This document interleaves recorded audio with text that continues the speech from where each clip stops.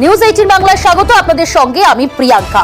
সন্দীপ ঘোষ আরজি করের x principal, তার একাধিক দুর্নীতি ইতিমধ্যে সামনে এসেছে। তার বাড়িতে ইডি সিবিআই হানা দিয়েছে, অভিযান চালিয়েছে। আর এবার কলকাতা পুরসভার অভিযানের আগে নোটিশ পাঠানো হয়েছিল কলকাতা পুরসভার তরফ থেকে। আপনারা জানেন যে বেলেঘাটায় যে বাড়ি, সেই বাড়িটা বেআইনিভাবে নির্মাণ করা, এই অভিযোগ উঠেছে এবং কলকাতা পুরসভার অভিযান পুরো আধিকারিকেরা পৌঁছে গিয়েছে। সহকর্মী বিবেক রয়েছে। বিবেক, প্রথমে কলকাতা পুরসভার থেকে পুরসভার নোটিশ এবং এই মুহূর্তে পুরো আধিকারিকেরা তারা পৌঁছে গেলেন তার বাড়িতে।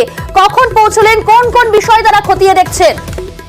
দেখো প্রিয়াঙ্কা, এই মুহূর্তে বেলা 12টার কিছুটা পরে তারা পৌঁছেছেন। আমরা সবাই জানি যে গত 26 তারিখে নোটিশ দেওয়া হয়েছিল, যে নোটিশে পরিষ্কার করে বলে দেওয়া হয়েছিল যে 30 তারিখে বেলা 11টা থেকে বিকেল 5টার মধ্যে কর্পোরেশনের আধিকারিকরা আসবেন, তাদের সাথে যেন কোঅপারেশন করা হয় এই সংক্রান্ত একটি নোটিশ সন্দীপ ঘোষের বাড়ির দেওয়ালে আটকে দিয়ে গিয়েছিলেন বা সেটে দিয়ে গিয়েছিলেন। এবং সেই নির্দেশ অনুযায়ী বা সেই পূর্ব নির্ধারিত যে নোটিশ, সেই নোটিশ অনুযায়ী আজকে বেলা 12টার কিছুটা পরে 3 জন আধিকারিক কলকাতা কর্পোরেশনে তারা আসেন এবং তাদের সঙ্গে 2 জন পুলিশ অফিসার এবং একজন মহিলা পুলিশ আধিকারিক তারাও ছিলেন।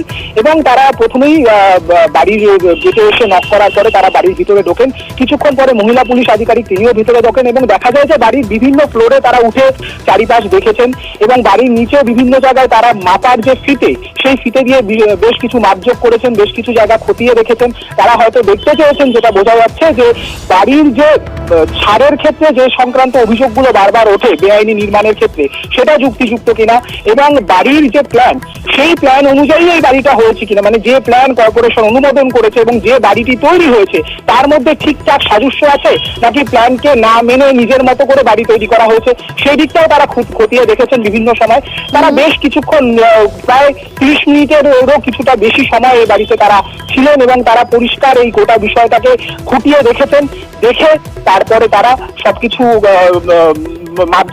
মাপঝোক নিয়ে তারা বেরিয়ে যান। এবং সেই সময় যখন তাদেরকে প্রশ্ন করা হয়, তারা তখন বলেন যে আজকের মতো তাদের যে ইন্সপেকশনের ব্যাপারটা, সেটা আজকের মতো তারা কমপ্লিট করে বেরিয়েছেন। ধন্যবাদ বিবেক।